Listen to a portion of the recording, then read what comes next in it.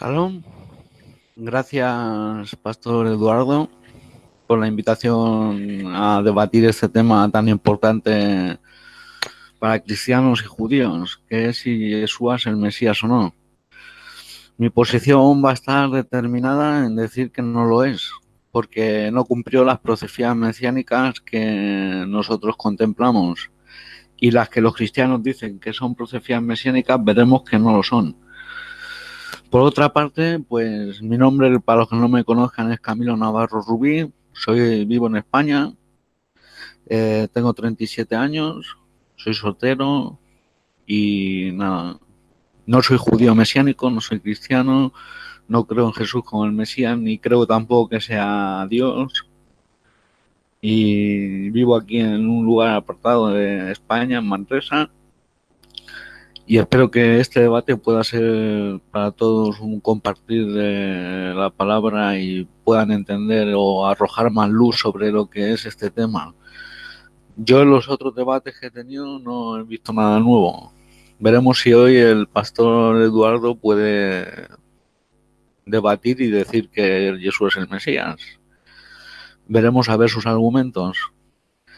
Así que darle las gracias a todos por estar aquí, por el debate, por escucharlo y por la oportunidad que me dan. Gracias y salón para todos, para todas sus familias. Gracias. Otra cosa, para el que quiera, tengo 2 canales de YouTube. Ponen en el buscador Camilo Navarro Rubí, Torá Kabbalah, la historia crítica del cristianismo es uno, y el otro Camilo Navarro Rubí. Y luego tengo un blog, camilonavarroblog.es. Y ya con eso ya me despido. Gracias. Bueno, salón a todos de nuevo.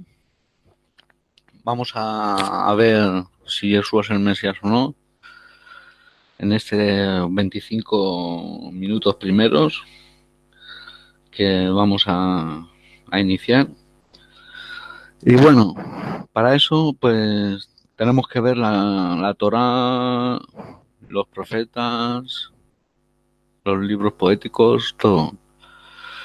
Y uno de los requisitos que tiene que tener el Mesías son los siguientes que yo voy a exponer. Otros son falsos. Tal que diga que hay otras profecías que hay que cumplir y que son del Mesías y no estas, tal persona quedaría como mentirosa.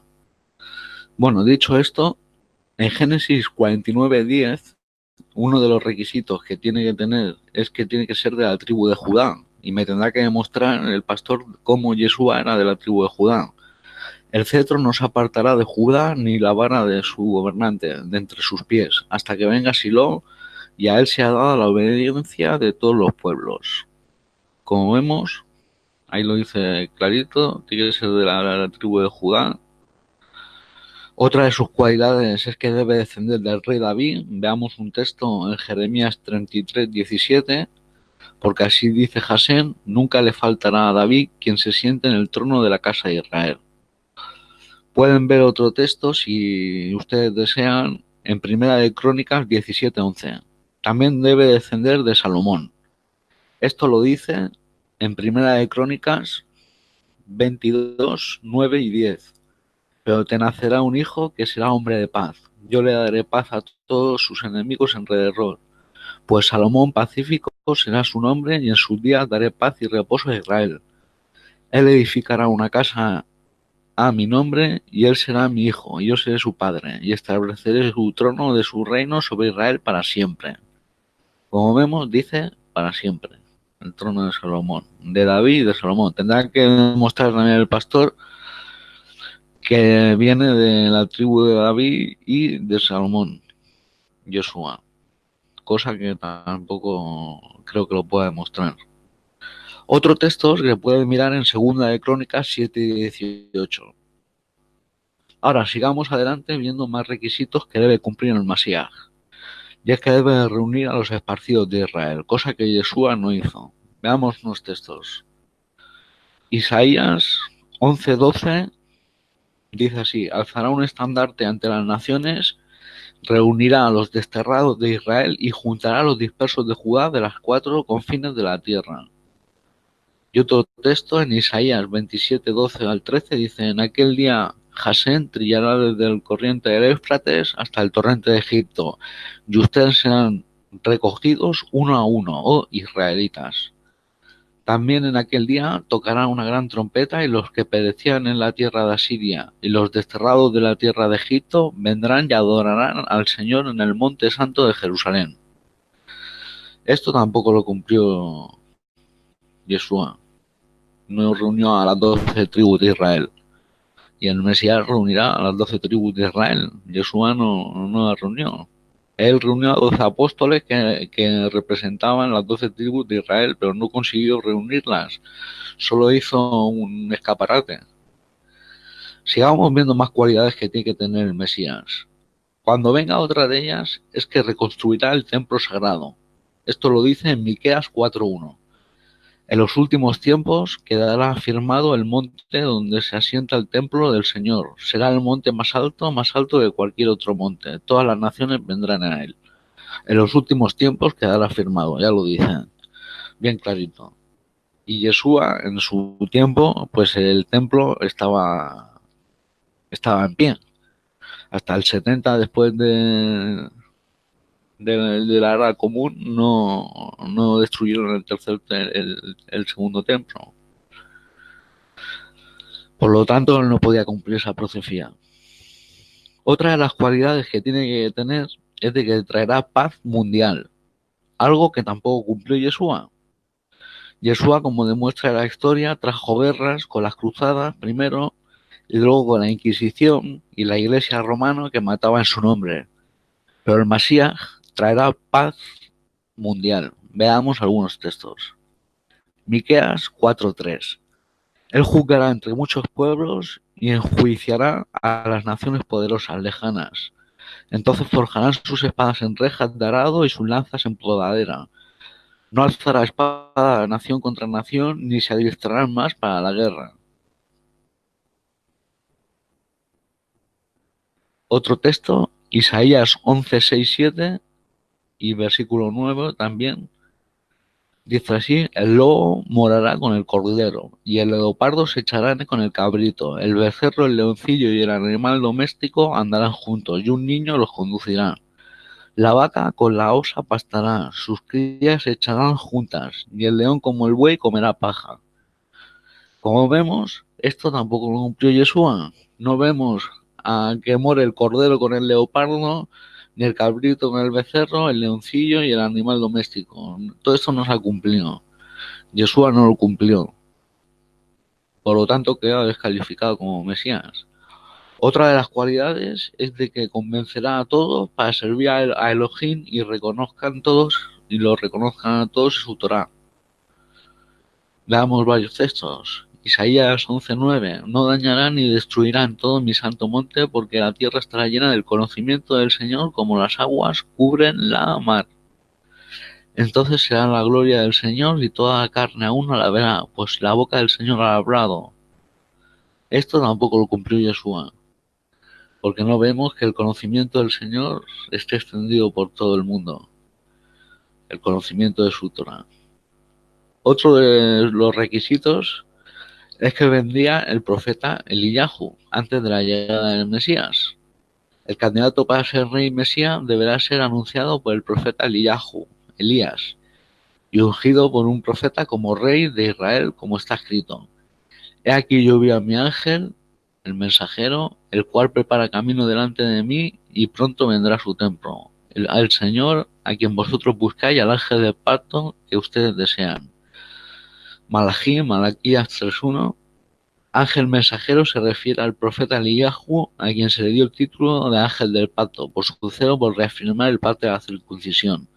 El pueblo de Israel anhela el regreso de Eliyahu, porque él anunciará el comienzo de la redención final, y Jasén revivirá a los muertos por medio de él antes de la llegada del Mesías.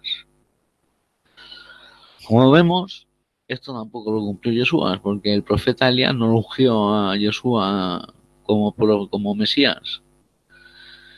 Veamos qué dice el Nuevo Testamento sobre esto. Dice: entonces sus discípulos le preguntaron diciendo: ¿por qué dicen los escribas es menester que Elías venga primero?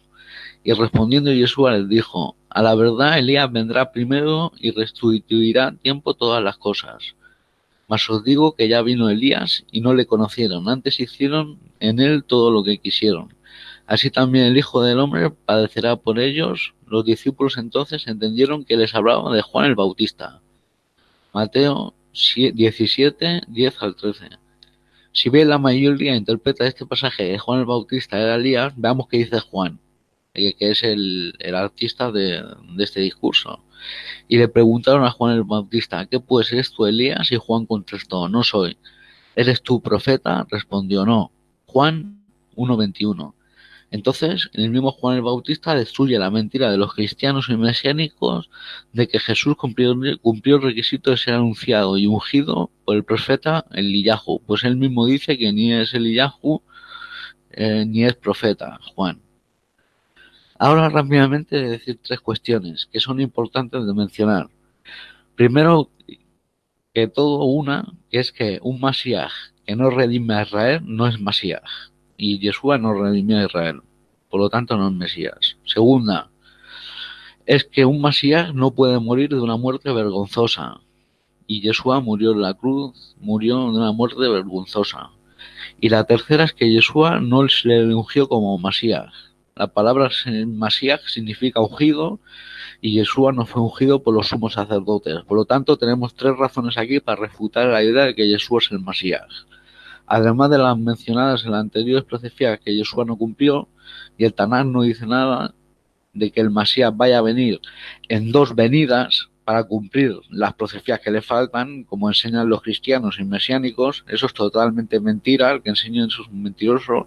No hay ningún texto que lo diga, que el Mesías vendría en dos veces.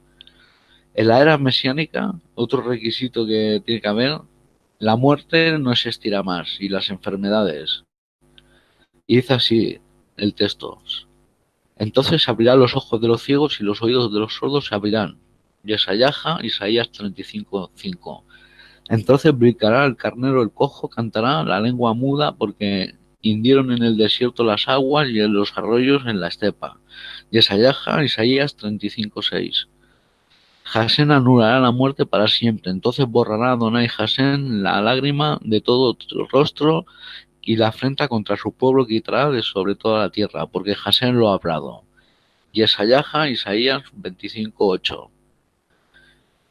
Como vemos, esto tampoco lo cumplió Yeshua, porque sigue existiendo la enfermedad y la muerte, y Yeshua no cumplió esta profecía tampoco. Otra profecía que hay que cumplir es que en la era mesiánica será removida la idolatría, la maldad y el pecado. Como está escrito: sucederá en aquel día, dice Jasén de los ejércitos, que cortaré los nombres de los ídolos paganos de la tierra, y no serán recordados más. También los falsos profetas y el espíritu de impureza, Yeser Hara, inclinación al mal. Haré desaparecer de la tierra. Zacarías 13:2. No se impurificarán más con ídolos paganos, con sus abominables, ni con sus delitos. Los salvaré de todos los lugares donde hubieron pecado. Los purificaré, serán para mí pueblo, y yo seré para ellos Dios. Y Ezequiel 37, 23 al 24. El remanente de Israel no hará iniquidad, ni hablará en falsedad, ni se hallará en sus bocas lengua engañosa. Zacarías 3:13. Ahora quiero hablar un poco del tema del siervo sufriente de Isaías 53, para demostrar la falsedad que han enseñado ahí los mesiánicos y cristianos. Misionarios cristianos y mesiánicos declaran que el capítulo 53 del profeta Isaías es una prueba irrefutable que demuestra tres cosas: que el texto prueba que Jesús es el Mesías esperado del que hablan los profetas; segunda, que el Mesías es el siervo sufriente que tiene que morir por los pecados de la humanidad; y tercera, que el único humano que ha cumplido esta profecía ha sido solamente Jesús. El texto de Isaías 53 es un texto en el que no hay ninguna señal, en el que el texto nos impulsa a decir que este texto habla claramente del Mesías, ni de la era mesiánica. Este texto solo habla de un siervo de Dios. Si ves a alguien que predica algo o contradice algo, otro contexto del Tanaj, debe ser porque está mintiendo, está equivocado o está estudiando fuentes manipuladas. Si el texto de Isaías 53 es una profecía de que habla del Mesías y dice que tendría que sufrir, ¿por qué ninguno de sus discípulos sabía de esta profecía? ¿Por qué Pedro ni ninguno de los discípulos dijeron: bendito sea Dios porque tú eres el Mesías, siervo sufriente de Isaías 53? Pues cuando Jesús les dijo que era necesario ir a Jerusalén y padecer mucho de los ancianos, de los principales sacerdotes y de los escribas, y ser muerto y resucitar al tercer día. Mateo 16:21. Ninguno le dijo: por supuesto, es lógico que tienes que sufrir y morir, pues para esto viniste, como dice Isaías 53. Es importante resaltar que no hay ninguna base bíblica para decir que si el Mesías falla en primera vez en cumplir los requisitos, podrá regresar como segunda vez para cumplirlo, como ya dije antes. No existe ningún texto en el Tanaj, ninguno, que diga o insinúe eso, o implica que el plan divino de redención para la creación es imperfecto y que él mismo, Hashem, falla y no puede controlar el destino de la historia humana. Y eso va en contra de toda la enseñanza de la Biblia judía, quien repetidamente declara: Hashem es perfecto y no hay error en él. También es importante notar que no existe base en Isaías 53, en la Torá o en toda la Biblia judía, el Tanaj, que apoye en la creencia cristiana de que es necesario creer en el Mesías para ser salvos. Eso es otra falsedad. Hashem dio al pueblo judío un manual de instrucciones detallado, la Torá, conteniendo 613 mandamientos, y a los no judíos 7 mandamientos para que tuviéramos herramientas para tomar las decisiones morales necesarias de acuerdo al judaísmo y a la Torá. Cada persona determina su propia salvación personal basando sus propias decisiones morales. Por lo tanto, aun suponiendo que Jesús hubiera llenado todos los requisitos y hubiera sido el Mesías, no hay ningún texto que diga que es necesario creer en el Mesías para obtener salvación personal. El texto debe leerse en el contexto. Como dijimos, el contexto empieza desde el capítulo 40 de Isaías. En Isaías, el siervo sufriente, donde empiezan las 4 poesías del siervo de Dios. Y en diferentes partes de esas poesías se nos dice quién es el siervo sufriente, como está escrito. Pero tú, Israel, mi siervo Jacob, que te he elegido simiente de Abraham, mi querido, te he sido extremos de la tierra y entre los nobles te he llamado, y te dijo: mi siervo eres tú, te he elegido, y no te he desechado. Isaías 41, 8, 9. Ahora oye, Jacob, mi siervo, a Israel, que yo he elegido. Isaías 44, 1. Recuerda esto, Jacob e Israel, porque mi siervo tú eres tú. Te he formado para servirme, oh tú, Israel, no me olvides. Isaías 44, 21. Para bien de mi siervo Jacob, Israel, mi elegido. Entonces te he dado un título, pero no me has conocido. Yo soy Hashem y no hay aparte de mí otro Dios. Isaías 45, 4, 5. Relaten y hagan oír esto, propáguenlo hasta los confines de la tierra. Digan: libertó Hashem a su siervo Jacob. Isaías 48, 20. Y me dijo: mi siervo eres tú, oh Israel, que en ti me glorificaré. Isaías 49, 3. Otra vez el cristianismo y el mesianismo les mintió a sus seguidores, porque el siervo sufriente es el pueblo de Israel, no Jesús. Más pruebas de que el siervo de Hashem es el pueblo de Israel es que hay muchos textos. Entregó su tierra por heredad, porque para siempre es su misericordia hay. Una heredad para Israel su siervo, porque para siempre es su misericordia. Tejilín, Salmos 136, 21, 22. Pero tú no temas, oh mi siervo Jacob, dice Hashem, y no tengas miedo, Israel, porque aquí te salvaré donde estás, y lejos de tu descendencia de la tierra de su cautiverio. Yirmiyahu, Jeremías 30, 10. Y tú no temas, mi siervo Jacob, ni tengas miedo, Israel, porque aquí yo te salvaré desde lejos, y a tu descendencia de la tierra de su cautiverio. Yirmiyahu, Jeremías 46, 27 y 28. Misioneros mesiánicos y cristianos declaran que puesto que el siervo de Dios es referido en singular masculino, el capítulo 53 de Yesaya no puede referirse a Israel. Sin embargo, los siguientes versos de abajo muestran que en el Tanaj el pueblo de Israel es referido en singular masculino como el siervo y el Hijo de Dios, como está escrito. Dirás: Aparjot. Así lo ha dicho Hashem, mi primogénito es Israel. Yo te lo he dicho a ti, libera a mi hijo para que me sirva a mí. Shemot, Éxodo 44, 22, 23. Cuando Israel era muchacho, yo lo llamé. De Egipto llamé a mi hijo. Josea 11.1. Entonces, ¿cuál es la interpretación correcta? Como hemos podido ver, el siervo sufriente no es Yeshua. Hemos visto que es el pueblo de Israel, llevaba un montón de versículos. Así que el pastor tendrá que demostrar que el pueblo de Israel no es aquí el siervo de Isaías, que empieza desde los 4 cánticos del siervo. Ahora, otro de los textos que quiero tocar es el de Isaías 7:14, y que también lo usan para decir que es una profecía mesiánica, que tampoco lo es. Entonces, ¿cuál es la correcta interpretación? Como he explicado muchas veces, para entender un texto se tiene que leer todo el capítulo y a veces todo el libro para encontrar el contexto. Y el tema de lo que habla aquí el capítulo de aquí, Ja Alma, la doncella está embarazada y dará luz a un hijo y llamará su nombre Emmanuel. Se dieron cuenta que en vez de la palabra virgen, nuestra traducción usa la palabra doncella, Ja Alma.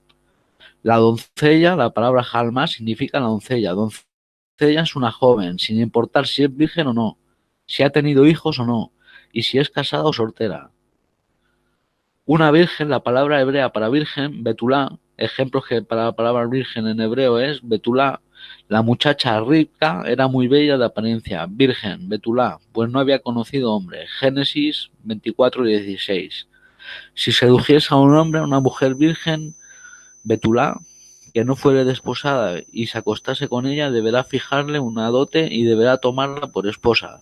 Éxodo 22:15. He aquí, Jalma, la doncella, está embarazada y dará a luz a un hijo y llamará su nombre Emmanuel. La doncella, el texto no habla de una virgen. Esto destruye la mitología pagana del nacimiento virginal de Jesús. Esto es una joven conocida para la que está hablando, indicado por el artículo definitivo Ja. La indica que Yesayahu se está refiriendo a una mujer joven específicamente conocida por él, tal vez aún alguien que se encontraba para cerca de él, alguien a quien podría señalar. De acuerdo con Rashi, esta joven era la misma esposa del profeta Yesayahu. Hará, está embarazada. El texto no dice que la joven concebirá en un futuro. El texto dice que la joven ya está embarazada. Esto destruye otra vez la teoría cristiana de que esta supuesta profecía habla de Jesús, pues este texto se está refiriéndose a un suceso cercano, que ya ha pasado en ese mismo día que Isaías está hablando, y su interpretación cristiana del texto profético de la señal pierde todo valor. Y darás a luz un hijo. El texto no habla de un niño que nacerá 700 años después, como aplican este texto los cristianos mesiánicos y el nacimiento de Jesús. El texto dice que la joven está embarazada y a su tiempo el niño nacerá. Esto es un margen de 9 meses máximo, que es el periodo normal de gestación del cual de cualquier ser humano. Esto vuelve a destruir la interpretación cristiana de este texto. Y llamará su nombre Emmanuel. ¿Quién es Emmanuel? Porque Yeshua no es Emmanuel. El nombre del niño es una señal para el rey Ahaz y para todo el reino de Yehudá, a quienes se les dice que deben temer porque Dios está con nosotros, que esto significa Emmanuel. La joven madre, la esposa de Yesayahu, será investida por la inspiración divina por primera vez y sin haber sido informada de esta profecía. Ella llamará al niño Emmanuel, que significa Dios está con nosotros. Misioneros cristianos y mesiánicos declaran que Isaías 9, 6, 7 es una profecía que según ellos declara tres cosas. Que esta profecía habla del futuro Mesías, que este texto habla del nacimiento y reinado del futuro Mesías, que este texto es una prueba de que el Mesías es divino, es decir, que es Dios mismo en forma humana. El profeta Yesayahu empezó sus profecías en el año 619 antes de la era común, 3142 años judío. Chronological Index of Jewish History Rabbi Matis. Cantor, esto quiere decir que es profecía fue dicha aproximadamente 700 años de la supuesta fecha del nacimiento de Jesús. Quiyelet, Yulá, Lanu, Ben, Nitan, Lanu, porque un niño nos ha nacido, un hijo nos ha sido dado. Yesarajo no puede estar hablando de un niño que nacería en el futuro, 700 años después, porque la profecía claramente declara Yulal Lanu nos ha nacido y Nitan Lanu nos ha sido dado. Ambas frases están escritas en pretérito de tiempo pasado. Claramente indica que cualquiera de quien el profeta se estaba refiriendo ya había nacido. Por lo tanto, Yeshua no es estas dos profecías que dicen los cristianos y mesiánicos que Yeshua las ha cumplido, pues como hemos visto, no las cumplió tampoco. Ya me queda poco de tiempo. En mi siguiente participación mostraré la genealogía de Yeshua, dada en el Tanaj judío en Primera de Crónicas 3:1-24 muestra el linaje real de los descendientes del rey David. El escritor del libro de Mateo, sabiendo que es un requisito que él desesperadamente trata de darnos en una genealogía de Jesús, pero un análisis demuestra los errores. Veamos aquí los errores. Salomón engendró a Roboán, Roboán a Abías, Ubías a Asa, Asa engendró a Josafat, Josafat a Jorán, Jorán a Uzías. Mateo 1:7-8. Mateo 1:8 dice erróneamente que el hijo de Jonán es Uzías, pero la misma Biblia cristiana en Primera de Crónicas 3:10-11 dice correctamente que el hijo de Jonán es Ococías, Ajaecías ya. El hijo de Salomón fue Roboán, cuyo hijo fue Abías, del cual fue hijo Asa, cuyo hijo fue Josafat, de quien fue hijo Jorán, cuyo hijo fue Ococías. Primera de Crónicas 3:10-11, Reina Valera en 1960. Pregunta, ¿quién es Uzías? ¿Por qué la cronología real de los descendientes del rey David no lo menciona? Además, al nombrar Mateo a un total desconocido, se salta a Ococías, Joás y Amasías en los números 8, 9 y 10 de la lista genealógica, solo por hacer notar si dijéramos que cada generación toma aproximadamente por lo menos 20 años para nacer, crecer y reproducirse. Aquí están por lo menos 60 años perdidos. ¿Qué pasó con este tiempo? Después de que Mateo nombra incorrectamente a Uzías en vez de a Ococías, otra vez vuelve a equivocarse y dice en el 17, Josías es padre de Jeconías, cuando en realidad es su nieto, saltando al 18, que dice Joacín, quien es el verdadero hijo de Josías, como está escrito. Los hijos de Josías fueron Johanán, su primogénito, el segundo Joacín, quien le sucedió en el trono, y el tercero Sedequías, el cuarto Salum. Crónicas 3:15. Primera de Crónicas 3:15. Una vez más retorna a la genealogía y vuelve a dar tres nombres que son incorrectos. Entonces, ¿qué ha pasado aquí? Se vuelve a equivocar otra vez. Abiú es hijo de Zerobabel, cuando el verdadero hijo es Hananías, como está escrito. Y los hijos de Zerobabel fueron Mesulán, Hanayán, Hananías, Selomit, su hermana, tres hijos de una esposa. Jasubá, Ogel, Bedejí, Husat, Yesé, 5 por todo, de otra esposa. Y Crónicas, primera, 3:19 en el Tanakh, lo dice.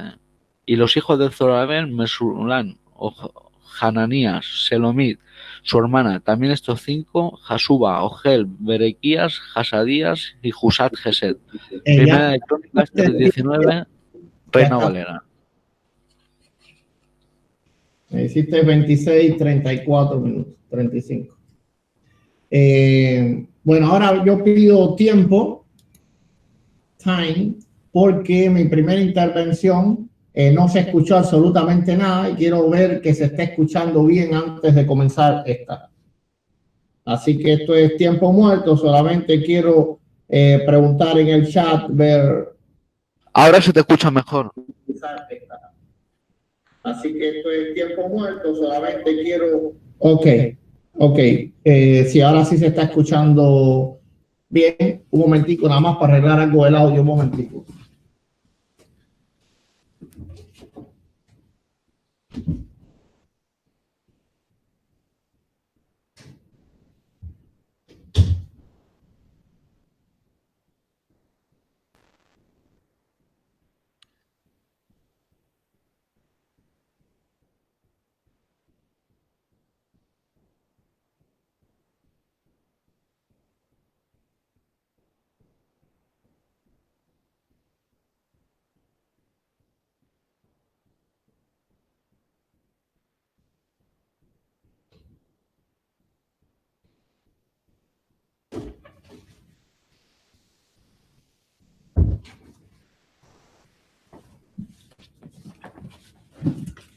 Ok, creo que ahora sí va a estar bien.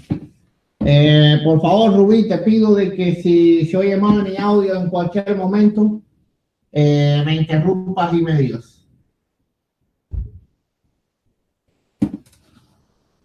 Vale, de acuerdo. Ok, entonces ya apaga tu audio para yo comenzar. Voy a poner el cronómetro.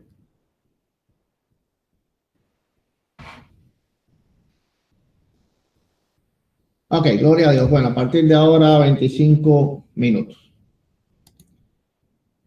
Bien, entonces yo apunté algunas de las cosas que él dijo y bueno, también voy a dar alguna argumentación.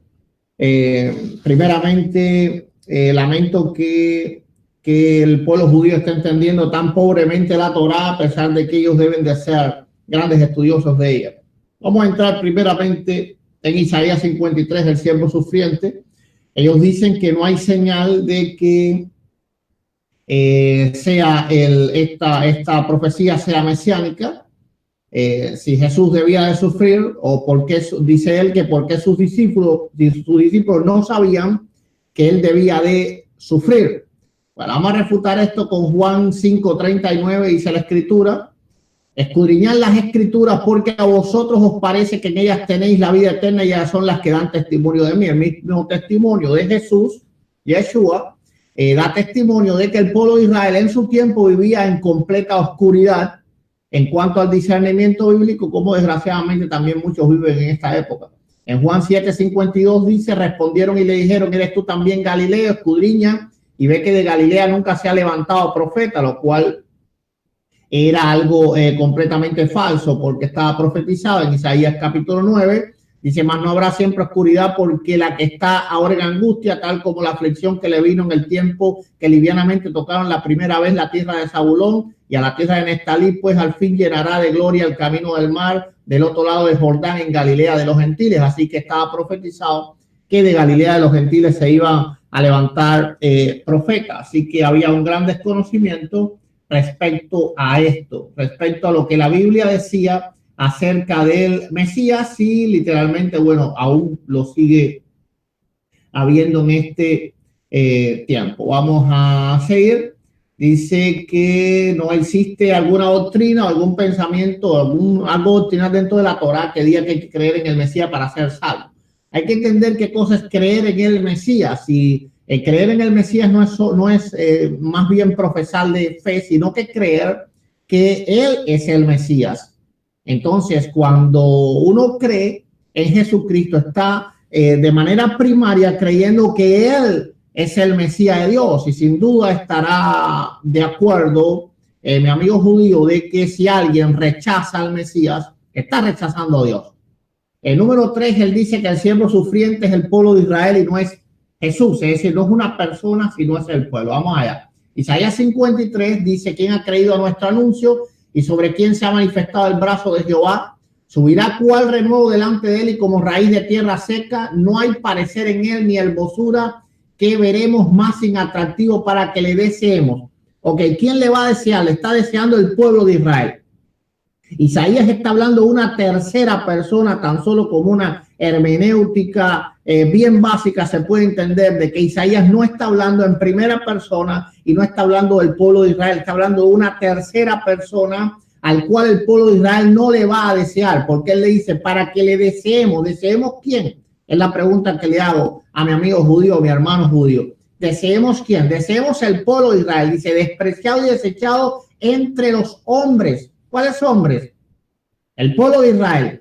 Bendito sea el Señor. Varón de dolores, experimentado en quebranto, como que escondimos de él su rostro. ¿Cómo Israel va a esconder el rostro de Israel? Bueno, esto es una manera bastante absurda de entender el pasaje de Isaías 53. A mí, en todo lo que llevo, no he visto una negación tan grande por un grupo doctrinal acerca de un pasaje que como el pueblo judío niega la profecía tan clara de Isaías, porque dice claramente, ¿verdad? Escondimos, está hablando en plural. ¿Escondimos quién? Isaías se incluye. escondimos. Entonces, si ahí está incluido, no está hablando de los gentiles, no está hablando de los paganos, está hablando del pueblo de Israel. Entonces, de esta persona que habla Isaías, el pueblo de Israel se escondió su rostro. Dice el 4, ciertamente llevó él nuestras enfermedades. Israel no lleva las enfermedades de Israel, está hablando de una tercera persona. Y sufrió nuestros dolores. Y nosotros, es decir, el pueblo de Israel, los descendientes de Jacob, la paz sea a Jerusalén, le tuvimos por azotado, por herido de Dios y abatido, como Rubí le tiene, que dice que el Mesías no debe de morir en una muerte tan despreciable o tan sangrienta. Bueno, Isaías estaba profetizando que miles y millones de personas iban a pensar como Rubí está pensando. Que no era alguien fuera el siervo sufriente, no era una persona, sino que era el pueblo de Israel, lo cual es absolutamente falso. No hay manera de sostener escrituralmente en la Torá. Y estamos hablando de lo que llamamos nosotros el Antiguo Testamento, la Taná, la Torá, los libros proféticos, no el Nuevo Testamento. Aquí dice bien claro que se está refiriendo a una tercera persona. Y le pido a Rubí que pueda probar de que está hablando del pueblo de Israel, y no lo va a poder hacer. Porque dice, ciertamente él llevó nuestras enfermedades. ¿Las enfermedades de quién? Del pueblo de Israel. Sufrió nuestros dolores y nosotros, el pueblo judío, le tuvimos por azotado, por herido de Dios y abatido, como hoy bien declara nuestro hermano judío. Mas el herido fue por nuestras rebeliones, molido por nuestros pecados. Y él está hablando de que no existe referencia bíblica de que haya que creer en el Mesías para la salvación. Bueno, aquí está hablando literalmente de que el castigo del pecado fue sobre él. Dice el 6, todos nosotros, ¿de quién se habla? De Israel. Nos descarriamos como ovejas. Cada cual se apartó por su camino, mas Jehová cargó en él, en una tercera persona, el pecado de todos nosotros, del pueblo de Israel. Bueno, y podemos seguir leyendo, ¿verdad? Pero no es necesario. El verso 8 dice, por cárcel y por juicio fue quitado, y su generación, ¿quién la contará? Porque fue cortado de la tierra de los vivientes, y por la rebelión de mi pueblo fue herido. Esta persona fue herido por la rebelión de Israel. ¿Cómo dice entonces Rubí y cómo dicen los judíos? El siervo sufriente es Jacob, es Israel. No puede ser. No puede ser, porque el siervo sufriente fue específicamente herido por la rebelión de Jacob. Por la rebelión de Jacob. Pero vamos a seguir. Hay que apuntar algunos puntos. Dice que la profecía de la Virgen considera un hijo, habla del pasado porque el hijo ya había nacido. Bueno, vamos a ver si esto es cierto. Aquí por aquí tengo unos apuntes. Bueno, voy a pasar al punto de Jesús no vino a traer paz, y entonces después al final toco este punto porque apunté más abajo las cosas que la refutación sobre esto. Bien, Jesús no vino a traer paz. Él va a entender que el Mesías tiene dos misiones en la Torá. Y la misión número 1 es reconciliar al ser humano con Dios a través del perdón de los pecados, es decir, ser el sacerdote de los hombres delante de Dios. Él debía de cumplir eso antes de que el templo fuese destruido. Eso está en Daniel capítulo 9 del 24 al 27. Dice 70 semanas están determinadas sobre su pueblo y sobre tu santa ciudad para terminar la transgresión y poner fin al pecado y expiar la iniquidad, para traer la justicia perdurable y sellar la visión y la profecía y ungir al santo de los santos. Sabe pues y entiende que es de la salida de la orden para restaurar y reedificar a Jerusalén hasta el Mesías habrá 7 semanas.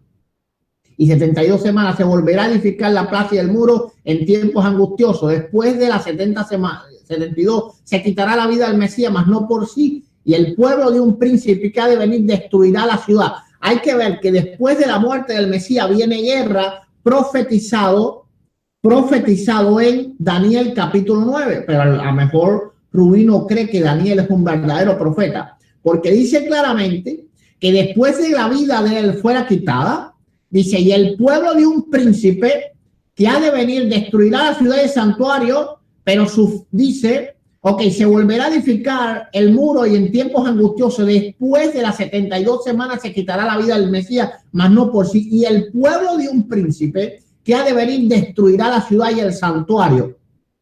Pero su fin será como inundación hasta el fin de la guerra. Y escuchen esto, que después de la muerte del Mesías va a haber guerra, no va a haber paz. Esto es una mala interpretación del pueblo de Israel, porque la misión del Mesías tiene dos partes, ¿verdad? Y la paz duradera va a venir cuando venga la redención de todos los hombres, de todos los creyentes, tanto judíos como gentiles. No puede haber paz mientras que haya gentiles que ataquen al pueblo de Israel. No importa cuán poderoso sea un rey, hay armas nucleares para hacer trizas a Israel. No importa cuán poderoso sea un hombre como David, es imposible que haya paz en la tierra hasta que la humanidad entera sea redimida y juzgada. Es decir, redimida a los fieles y juzgada a los impíos. Y Daniel no profetiza que después del Mesías va a haber paz. Daniel profetiza que después del Mesías va a haber guerra. A esta guerra, hasta el fin de la guerra, hayan sido decretados asolamientos. Así que van a haber asolamientos hasta el fin de la guerra. Y por otra semana confirmará el pacto con mucho, a la mitad de la semana hará cesar. Bueno, gloria sea al Señor.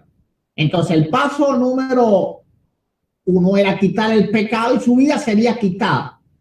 Ahora dice, luego quitaré su vida y aún no habrá paz. Porque dice, pero su fin será como inundación hasta el fin de la guerra, han sido decretados asolamientos, hasta el fin de la guerra. Entonces va a haber un tiempo de guerra, va a haber un lapsus determinado por Dios después del Mesías, donde contra Jerusalén, el año 70 de la destrucción es toda la persecución contra los judíos, es la persecución que la Iglesia Católica desplegó contra el pueblo de Israel, contra la cual nosotros los cristianos estamos completamente en contra de ello. La paz sea a Jerusalén siempre. En el libro de las antigüedades, escrita en el año, alrededor del año 100, Fabio Josefo dijo: se dio la circunstancia que la desolación del templo ocurrió según la profecía de Daniel. Así que los judíos del siglo I creían lo que no creen los judíos del siglo XXI, porque ellos creían que realmente la profecía de Daniel se había cumplido. Bueno, si la profecía de Daniel se cumplió, primero el Mesías tuvo que haber perdido su vida. Entonces la victoria es de Jesucristo, porque solamente Él puede dar esto, puede hacer esto.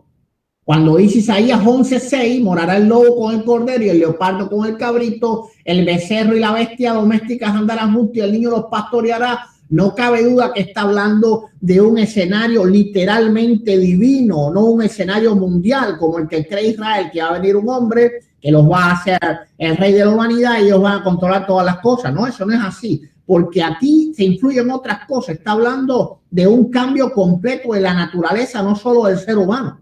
Está hablando de un cambio completo de toda la creación. Así que, como dice la Escritura, que nuevos cielos y nueva tierra van a ser creados. Entonces, solamente se puede entender esto creyendo en Jesucristo como Mesías y creyendo en la revelación que Dios dio a los santos hombres de Dios, es decir, a sus apóstoles. No se puede entender esto de ninguna manera. Porque que pacte el león con el cabrito no está hablando de que venga un hombre que liberte a Israel simplemente. Está hablando de que hay un cambio, un macro cambio estructural por completo en toda la naturaleza, en toda la creación. Para eso tienen que haber nuevos cielos y nueva tierra, como dice la Escritura, la santa palabra del Señor en el libro de Apocalipsis. Dice que no fue ungido por rey. Hay que entender algo, que el Mesías no iba a ser ungido ni por un rey, ni por sacerdotes, sino que iba a ser ungido por el mismo Dios. Y eso está profetizado en el Salmo 45, versos 6 y 7. Tu trono, Dios, es eterno y para siempre. El cetro de justicia es el cetro de tu reino. Has amado la justicia, aborrecido la maldad. Por tanto, te ungió Dios, el Dios tuyo. Y eso es una profecía mesiánica, ¿verdad? Con óleo de alegría más que a tus compañeros. Mirra y aloe y casia exhalan todos tus vestidos. Desde palacios de marfil te recrean. Entonces, la unción del Mesías no iba a ser una unción. No hay momento en la Torá que la Torá diga que los sacerdotes, que el sumo sacerdote va a ungir al Mesías.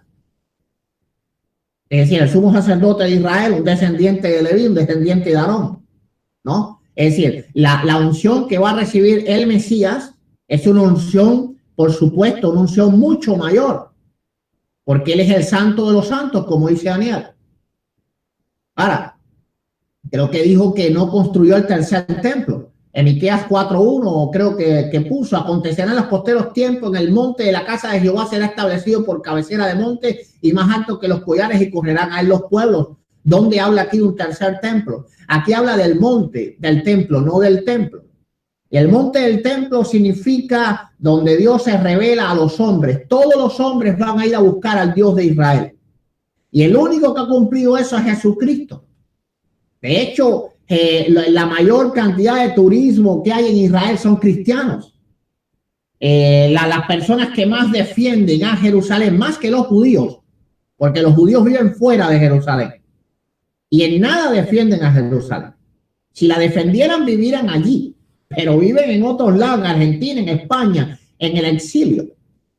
Ahora, ¿quiénes han ido a conocer al Dios de Israel? ¿Por qué Jerusalén es ahora el centro del mundo entero? Porque se cumplió la profecía, Miqueas 4:1.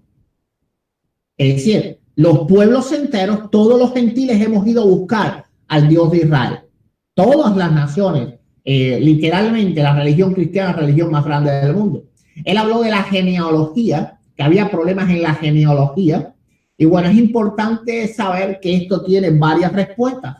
Y esto es una objeción que tenemos que responder bien claro. Existen varias respuestas hacia el problema de la genealogía de Jesucristo, que sí hay problema.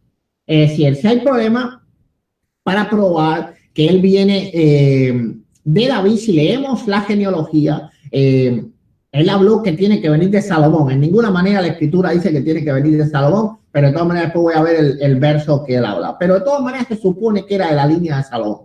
Así que suponemos también que tenía que venir de Salomón. Ahora, sí hay problemas en la genealogía, pero él debe saber que existen varias explicaciones para esto. Vamos a decir que las primeras explicaciones no se pueden probar. Y dejo claro esto. No se puede probar que la escritura tuvo un error a la hora de copiarse. Es decir, es posible que a la hora de copiarse de manuscritos y manuscritos haya tenido un error a la hora de esto. La segunda explicación que hay es que existen manuscritos hebreos de Mateo en el cual la genealogía, por ejemplo, de Mateo está correcta, pero en lugar de hablar de que José es el marido de María, de Miriam, dicen que es el padre de ella. Es decir, literalmente, en esos manuscritos que están en hebreo del libro de Mateo, dice, es decir, José, quien fue padre de María, la cual dio a luz al Cristo. Entonces, de esa manera, entonces sería literalmente la genealogía de María de la cual se esté hablando, y José, aunque claro, se llama igual que su esposo, y por eso pudo haber confusiones entre los copistas pensando que era su esposo. Pero no tenemos prueba de esto, aunque hay manuscritos que lo dicen. Ahora, de lo que sí tenemos prueba es de que la Biblia, no solo en el Nuevo Testamento, sino en toda la Escritura, hablando de la Torá, el Antiguo Testamento, tiene muchos problemas en cuanto a la genealogía, y eso lo debe saber mi hermano judío. ¿Por qué razón tiene problemas en la genealogía? No se sabe. Es decir, un plan tiene Dios en hacer que las genealogías de la Escritura, la gran inmensa mayoría, tengan profundos errores, se pueden decir, o contradicciones. Y vamos a ponerle ahora algunas pruebas. Por ejemplo, si vamos a Crónicas, capítulo 7, del verso 20 al 27, vamos a ver que de Efraín a Josué habían 9 generaciones. 9 generaciones. Pero si vamos, ¿verdad?, a las generaciones que habían desde Moisés, y ahora se la voy a poner aquí en la pantalla, desde Jacob, hasta Moisés, habían 3 generaciones solamente. Es decir, en 400 años, Ok, aquí están, pero déjenme buscarle primero. Eso está en números 11, creo, número 1. Gloria sea al Señor. A ver si lo tengo por aquí para buscarles el pasaje y podérselo leer.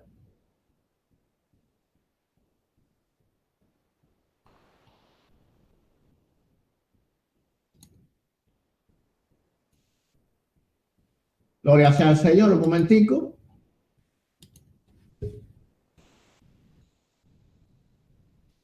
Ok, número 16.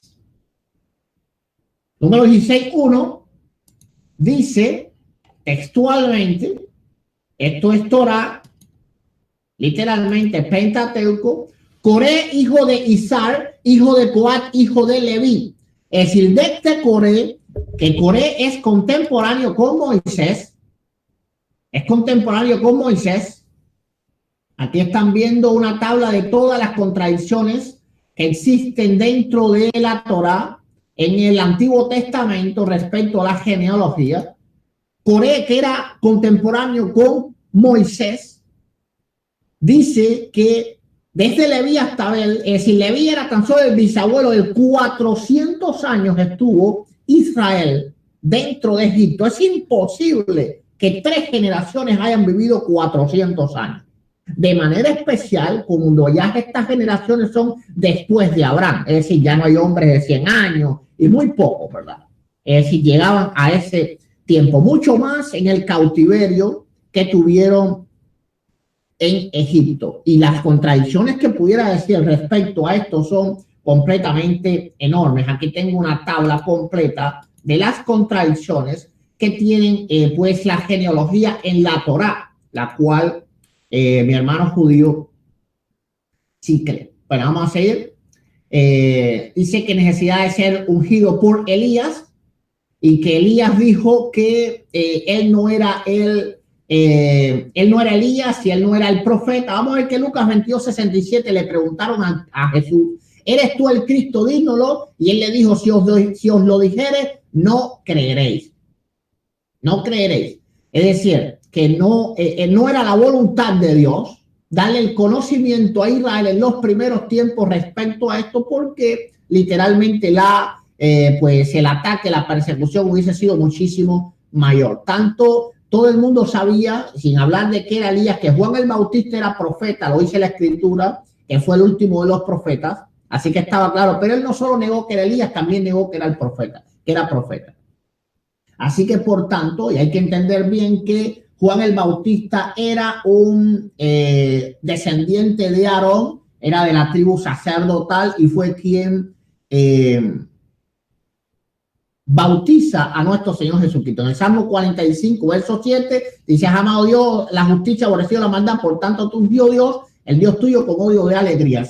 Y en Hebreos 1:9 lo confirma. Ok, él dice que por qué los apóstoles no sabían que él era el Mesías. Marcos 12:24 dice, entonces respondieron, Jesús le dijo, no erráis por esto porque ignoráis las escrituras y el poder de Dios. Juan 5:39 dice, escudriñad las escrituras porque a vosotros parece que tenéis la vida eterna y esos son los que dan testimonio de mí.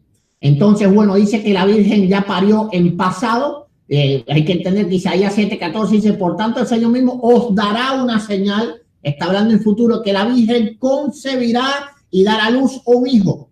Concebirá. Y hay que entender que las profecías de Dios son intemporales. Por ejemplo, Primera de Reyes 12:45 dice, el rey Salomón será bendito y el trono de David será firme perpetuamente delante de Jehová. Pero el reino de Salomón se rompió con sus hijos. En la misma próxima generación ya estaba roto, estaba dividido el reino. Ahora, vamos a entender que nadie más puede ser el Mesías, ya que el santuario fue destruido y los judíos incluso esperan un Mesías sin santuario. Es imposible que se cumpla la profecía de Mesías en la entrada de Jerusalén montada en un burro. Zacarías 9:9, alégrate mucho, hija de Sión, da voz de júbilo, hija de Jerusalén. He aquí tu rey vendrá a ti justo y salvador, humilde, no como lo creen un hombre político. Cabalgando sobre un asno, sobre un pollino de asna, a no ser que haya un auto, un Mercedes-Benz que le pongan el asno, Mercedes-Benz, el burrito, no puede entrar alguien y los judíos esperan un rey político. Más Zacarías profetiza un rey humilde, como lo fue Jesucristo, hijo de carpintero. Uno de los papeles del Mesías, lo cual él dijo en Génesis 12, creo que Génesis 12, si no me recuerdo, es que da a conocer al Dios de Israel a las naciones. El único descendiente de Abraham que ha traído el conocimiento de las escrituras judías, si yo estoy leyendo hoy el libro de Isaías, ¿por qué? Porque Jesucristo nació, porque el Mesías vino al mundo. Ahora, profecías cumplidas, bueno, imagínense, nacido una virgen, Isaías 7:14, descendiente de Abraham, de la tribu de Judá, nacido en Belén, llevado a Egipto, la matanza de niño ungido por el Espíritu Santo, anunciado por el mensajero del Señor, hacía milagros, anunciaría las buenas nuevas, ministraría en Galilea, limpiaría el templo, se presentaría primero a sí mismo como rey, entraría a Jerusalén montado en un burrito, sería rechazado por los judíos, Salmo 118, verso 2, 22, sufriría una muerte humillante, Salmo 22, Isaías 53, él dice que no, rechazo, Isaías 53, ser traicionado por un amigo, Salmo 41, verso 9, silencio delante de sus acusadores, Isaías 53, 7, sufrir burla, Salmo 22, 7, ser golpeado, Isaías 52, ser escupido, Isaías 50, horadaron sus manos y sus pies, Salmo 22, ser crucificado junto a ladrones, Isaías 53, orar por sus perseguidos, Isaías 53, 12, el herido en sus costados, Zacarías 12, 10, darle beber vinagre, Salmo 69, verso 21, ningún hueso roto, Salmo 34, enterrado en una tumba un hombre rico, Isaías 53, echar suerte sobre su vestido, Salmo 22, resucitaría de los muertos, Salmo 16, 10, ascendería a los cielos, Salmo 68, 18, se sentaría a la diestra de Dios, Salmo 110, verso 1. Bueno, entonces termino aquí, él tomó 26,30, yo tomé 26,08. Entonces le doy el tiempo ahora para que él tenga 10 minutos ahora. Bien, muchas cosas para tan poco tiempo. No se puede hablar de tantas cosas.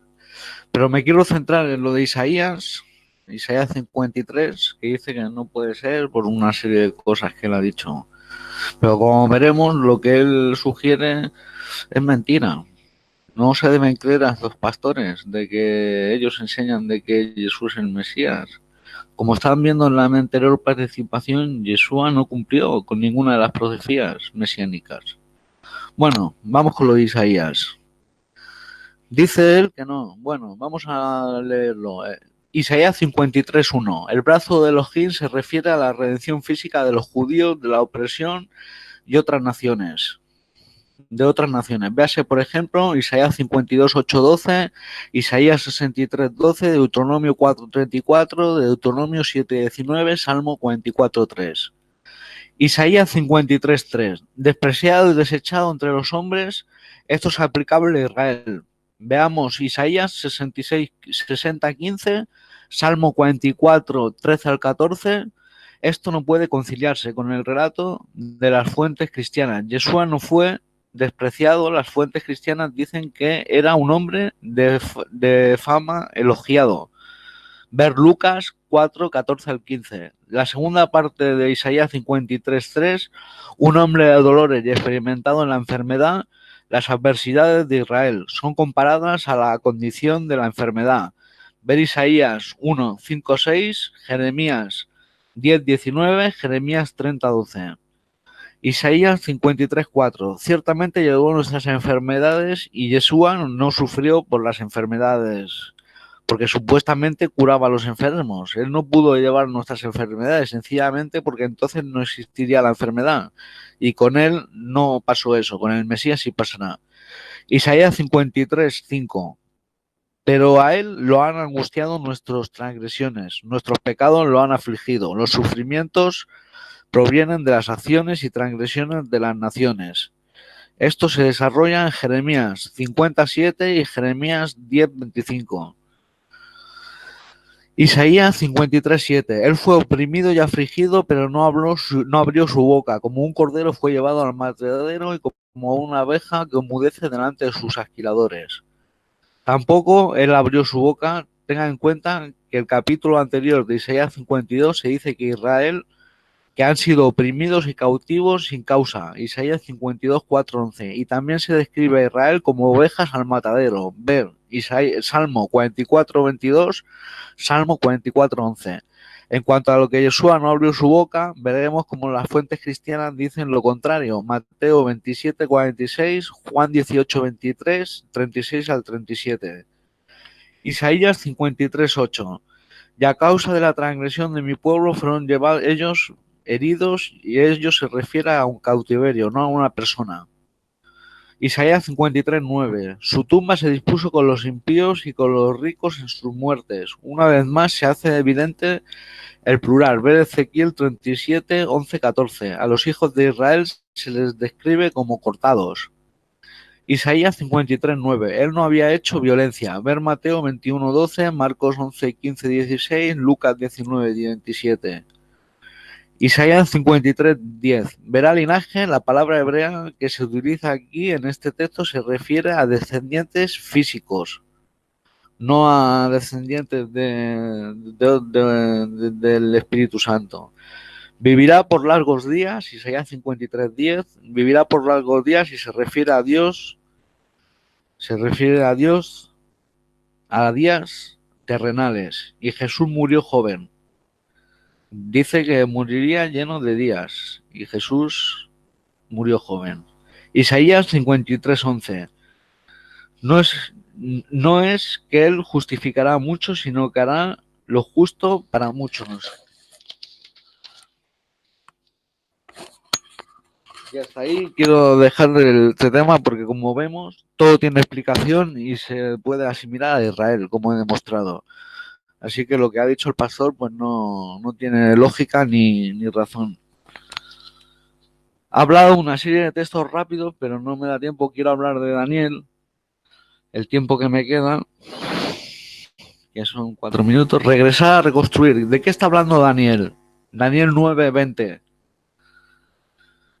¿De qué está hablando Daniel 9? ¿Por qué está orando Daniel? Respuesta, para que Hashem perdone a su pueblo y los permita regresar a Israel a reconstruir el templo.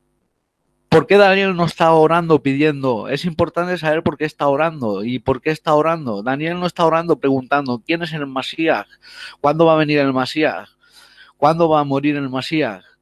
Daniel solamente está pidiendo por el cumplimiento de la profecía de Jeremías 29, para que el pueblo de Israel pueda regresar a Israel y reconstruir Jerusalén y el templo.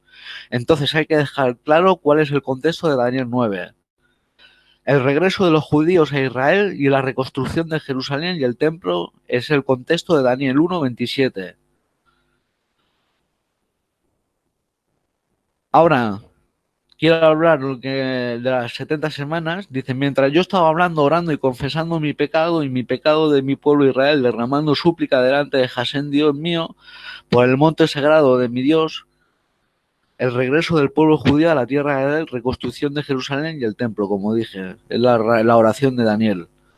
Cuando aún estaba yo rezando mi plegaria, el varón Gabriel, que había visto mi visión al principio, volando presteza, me tocó en el momento de la oración del atardecer.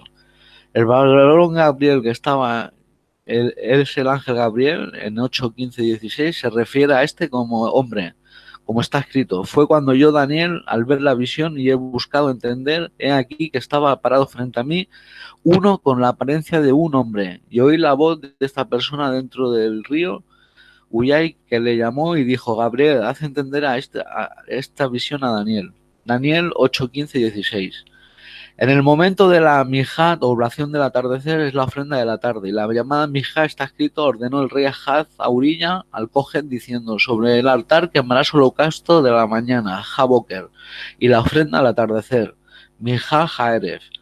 Ve Mejalín, segunda de Reyes 6:15.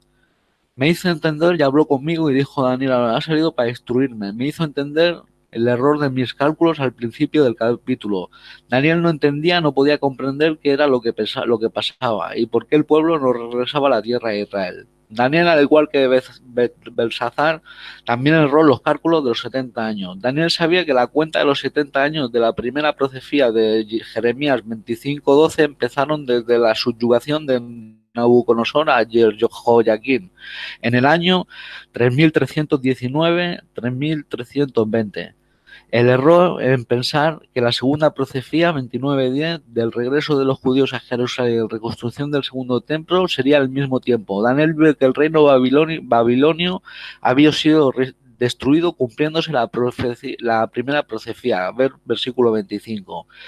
Pero no veía ninguna señal de tan ansiada redención, y eso lo hacía sentir muy agitado y pensó en los pecados de los judíos que estaban causando que Jasén propusiera el regreso del pueblo judío a Israel, o más terrible aún, que lo estaba cancelando. Es por eso que Daniel empieza a orar y confesar los pecados de él y de todo Israel en el orden que nos enseñó Moses Rabeno cuando pidió que Jasén perdonara al pueblo de Israel en el pecado del becerro de oro, tal y como seguimos haciendo en Rosh Hashanah y Yom Kippur cada año. En su interpretación de la profecía Jeremías de las 70 semanas, desde el comienzo de tus súplicas salió la palabra de Jasén y yo he venido para referirte que tú eres muy apreciado. Atiende la palabra, entonces las entenderá la visión. Desde el comienzo de tus súplicas, como está escrito, será cuando todavía no hayan llamado. Yo contestaré todavía, estando yo lejos, y yo oiré. Isaías 65:24. Salió Dabar, la palabra es el tema de todo el capítulo. Una pista alusión a las profecías de Isaías, de Jeremías de los 70 años. Esta profecía es llamada Dabar, palabra. Como está escrito, yo Daniel reflexioné en los libros sobre el número de años desde que fue la palabra de Jasén a Jeremías el profeta. Daniel 9:2. Porque así ha dicho Jasén, por cuanto completa Babel 70 años, recordará a ustedes, cumpliré con ustedes la palabra buena de hacer retornar a ustedes a este lugar. Jeremías 29:10. Atiende la palabra Arbanael. Dice que esta frase es una clave y se refiere a la profecía de Jeremías acerca de las 70 semanas, como dijimos, la profecía llamada Dabar, y la palabra es encontrada varias veces dando la clave para entender el tema de la profecía, como está escrito. Jadabar, la palabra que fue dada a Jeremías 25:1. 70 semanas fue decretado sobre tu pueblo, sobre tu ciudad de santidad, para terminar la transgresión y terminar los pecados, despiar la iniquidad y traer rectitud para siempre y sellar la visión del profeta y ungir Kador Kadoshim, lugar santísimo. 70 semanas fue decretado sobre tu pueblo. Todos los comentadores judíos, especialmente Ibn Ezra, interpretaban que esta expresión significaban semanas de años, es decir, 490 años, 70 semanas de años por 7, 490 años. Similarmente encontramos esto escrito en la Torá para Bejar. Deberás contar para ti 7 años sabáticos, 7 años 7 veces, y te resultará un total de 49 años. Levítico 25:8. Ver también Deuteronomio 15. Uno de los grandes problemas de la interpretación cristiana de Daniel verso 9 es que ellos solo tratan con 69 semanas de años, la cual es solamente un total de 483 años. Pero Daniel dice que este... Ok, lo que vamos a hacer es lo siguiente, vamos a hacerlo en dos partes porque él no puede entrar. Así que voy a apagar este video, no se vayan porque vamos a abrir otro video para las conclusiones de este debate. Y luego al final yo voy a cortar toda esta parte que ha habido, que no ha habido pues exponencia de nosotros para no hacer el video tan feo así. Ok, entonces voy a cerrar ahora este y voy a abrir uno nuevo. Así que no se vayan.